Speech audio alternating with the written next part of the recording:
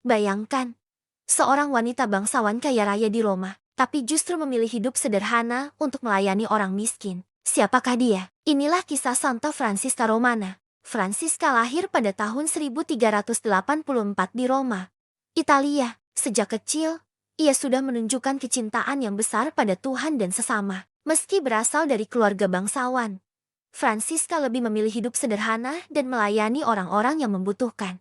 Pada usia 12 tahun, Francisca menikah dengan Lorenzo Ponziani, seorang bangsawan kaya. Meski awalnya menolak pernikahan ini, Francisca akhirnya menerima dan menjalani perannya sebagai istri dan ibu dengan penuh tanggung jawab. Ia memiliki 3 anak, namun 2 di antaranya meninggal saat masih kecil akibat wabah penyakit. Kehidupan Francisca berubah drastis ketika Roma dilanda perang dan wabah. Ia membuka pintu rumahnya untuk merawat orang sakit dan memberi makan para pengungsi. Francisca bahkan menjual perhiasan dan gaun mewahnya untuk membeli makanan bagi orang-orang yang kelaparan.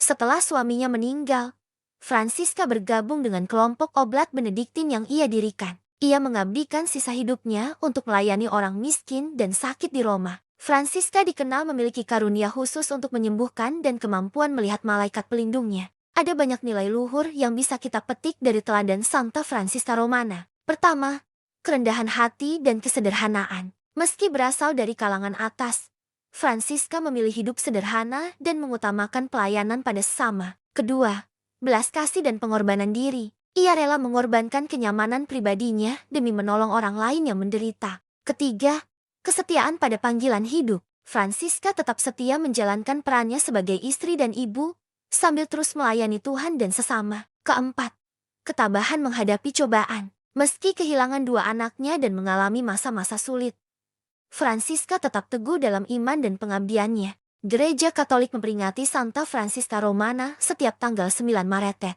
Pada hari itu, umat Katolik diajak untuk merenungkan kembali teladan hidup Francisca dan berusaha menerapkan nilai-nilai luhurnya dalam kehidupan sehari-hari. Kisah Santa Francisca Romana mengingatkan kita bahwa kesucian bukan hanya milik para biarawan atau biarawati. Setiap orang, dalam kondisi hidup apapun, bisa menjadi kudus dengan menjalankan panggilan hidupnya dengan penuh cinta dan pengabdian.